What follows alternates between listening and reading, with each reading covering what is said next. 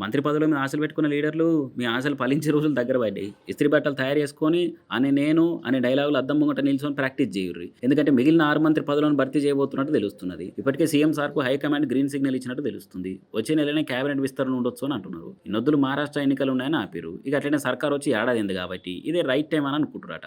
ముఖ్యంగా రంగారెడ్డి, హైదరాబాదు, ఆదిలాబాదు, నిజామాబాద్ అసొంటి జిల్లాల నుంచి ఇప్పుడున్న కేబినెట్‌లో ఎవ్వరు మంత్రులు లేరు. అందుకే ఆ జిల్లాల నుంచి లీడర్లకే మంత్రి పదవులు కట్టబెట్టబోతున్నట్టు ఇనొస్తున్నది. ఈ మంత్రివర్గ విస్తరణలో కూడా రేవంత్‌కు ఎవలైతే అనుకూలంగా ఉన్నారో, అణిగిమణిగున్నారో, ఎవలైతే ఏకు మేకు లెక్క ఎదురు తిరగరని అనుకుంటుర్రో ఆళ్ళకే కట్టబెట్టబోతున్నట్టు తెలుస్తున్నది. ముదిరాజు కులంకెళ్ళి ఒక్కలికి ఖచ్చితంగా మంత్రి పదవి ఇస్తా అని చెప్పిండు ముఖ్యమంత్రి సారు. అన్నట్టే ముదిరాజు సామాజిక వర్గానికి ఒక పదవి రాబోతున్నది. అట్లనే కొందరు మంత్రుల శాఖల మార్పులు కూడా చేస్తున్నారట. అయితే ఈసారి 6 మంత్రి పదవులు ఉంటే 10 మంది పోటీ పడుతున్నారు. నిజామాబాద్‌కెళ్ళి మదన్ మోహన్ రావు, సుదర్శన్ రెడ్డి, ఆదిలాబాద్‌కెళ్ళి ప్రేమ్ సాగర్ రావు, గడ్డం వివేకు, గడ్డం వినోద్, మహబూబ్ నగర్ మక్తల్‌కెళ్ళి వాకిటి శ్రీహర్‌లు క్యాబినెట్‌ల బెర్తు మీద గంపెడు ఆశలు పెట్టుకున్నారు. అటు ఎస్టీ కోటాల బాలు నాయకు, రామచంద్ర నాయక్ కూడా ఆశలు పెట్టుకున్నారు. నల్గొండ జిల్లాకెళ్ళి కోమటిరెడ్డి రాజగోపాల్ రెడ్డి కూడా నాకు ఈసారి బెర్తు కన్ఫర్మ్ అనే ధీమాలో ఉన్నాడు. కాబట్టి ఈసారి మైనార్టీలకు సర్కార్ మొండిషే ఇచ్చినట్టు తెలుస్తున్నది. ఈ కేబినెట్ విస్తరణలో కూడా మైనార్టీలకు చోటు దక్కే ఛాన్స్ లేదు అని అంటున్నారు. మరి చూడాలి ఇక మంత్రి పదవులు ఎవరు వరించబోతున్నాయో ఏం కథనో.